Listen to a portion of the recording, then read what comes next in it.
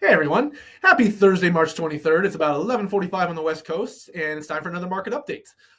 Like most weeks lately, things have been volatile and news packed. Headlined yesterday by the new Fed announcement. The Fed had their meeting. At the end of their 2-day meeting, they come out with what their next rate hike will be. The markets were kind of torn on this in the weeks leading up to this because of all the bank volatility between no hike and a quarter of a point hike. I was in the camp of we should do no hike given everything going on.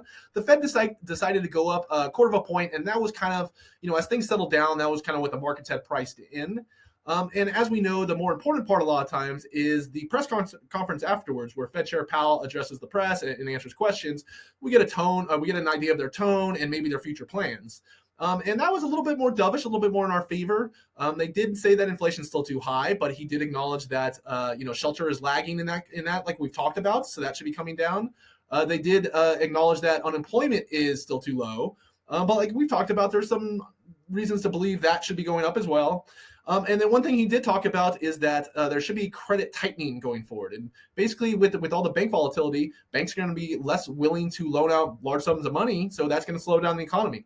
So that's not overall good for our economy, but anything deflationary is going to play in our favor as far as mortgage rates, to get that inflation rate down. So besides that this week, another thing we got was initial job claims today. Those were expected at 193,000. They came in at 191,000 new claims. Like we talked about, the labor market's been very tight. The continuing claims did go up, so that means it's getting a little bit harder for people to get a job once they do get laid off. But that's something we need to keep an eye on because we know the Fed is keeping a close eye on as well. Purchase apps this week were up 2%. Last week we were up 2%, down 36% year over year. Again, mortgage rates are 2% higher than they were last year, so that's a big part of that. And last week rates came down, so purchase apps went up, and that's been the correlation. As things get better on the mortgage side of things get better as far as home sales, apps, all that kind of stuff. Next thing we got, a big one I want to talk about, is the February existing home sales. This was a big one. They came in at plus 14.5% in February, and inventory showing a 15.3% growth year over year. So I want to take a closer look at this stuff real quick. So like I said, 14.5% month over month. That, year over year, that was nice to see it go down to 22% drop compared to 37% before.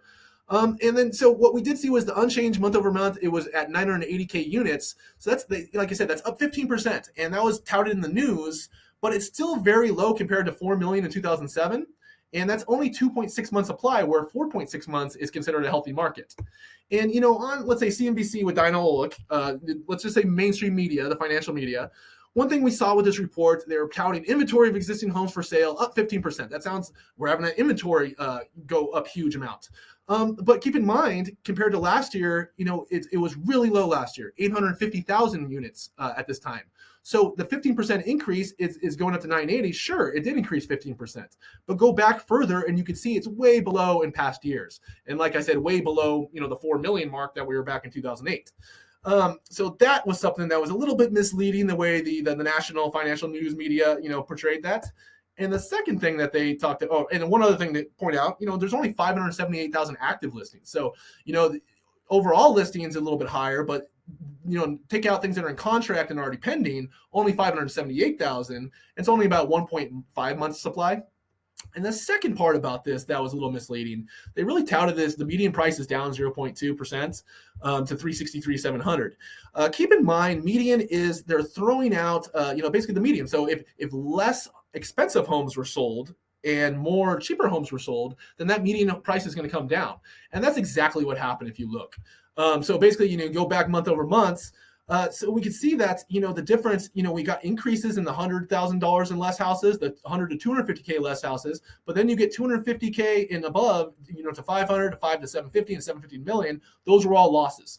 So that's exactly what happened, and that's why that median price came down. It wasn't, the houses depreciating, which, like I said, was a little misleading the way they throw those numbers out there. The FHFA still shows year-over-year home appreciation is up 8.4%. Case-Shiller is up 5.8% year-over-year. So if you saw that headline down 0.2, again, that's because, we're having a lot more houses sold in the lower end of the market where, more expensive houses are setting. And there's also a lot more cash buyers at the higher amount, which don't even get, factored in some of those numbers. Next thing we got February new home sales. Those were up again, and we got those today. They're up 1.1% month over month, which was estimated to be negative 3%. But there was a negative revision to January, so they dropped them out. They actually sold in January, I think about 40,000 or so. So that tempered it a little bit, but it's still good to see 3 straight months that builders are having good months. And what they're doing they're doing a lot of buyer incentives. They're doing a lot of 2-1 buy downs, like we've talked about. So they're making the effort to offload their inventory, which is good to see. And so where did that leave us? The average conventional, according to that lender survey, which again, it's going to be more the top end people with really good credit, putting a large amount down. Fell to 6.44% today from 6.54% last week when we talked. This actually jumped up to 6.75 early in the week. And then when that Fed announcement came in yesterday, it really dropped. I think it dropped about 0.3%. And then today is just a little slight drop. But overall, it's good to see we're heading in the right direction. And like we've talked about, we've definitely seen activity pick up when we've seen these decreases. So hopefully you guys see that as well. So important dates coming up. We got the PCE inflation data coming up March 31st. So next Friday, that's the next important one. BLS jobs, April 7th, CPI 412. The Fed's talking about they're being very data dependent, which is a little frustrating because they're talking about old data. They're not using new data. They're looking at old data and being data dependent, which fries my brain a little bit. But since they're being so data dependent on old data, we got to pay really close attention to these unemployment numbers, the inflation numbers, because that's what they're paying attention to. But keep in mind, they're saying these things, but if anything else happens in the market, they're leaving themselves some leeway to back off. And that's what I believe will happen as far as these rate increases, especially if we start to see that employment spike a little bit. So that's all I had for you guys this week. Again, good to see the Fed didn't do anything too crazy. It would have been nice to see them pause, but hopefully the next one they do pause. If you guys have any questions at all, please do not hesitate to reach out, and I'd be more than happy to help, more than happy to talk about this stuff, whatever you guys need. Have a great day, everybody.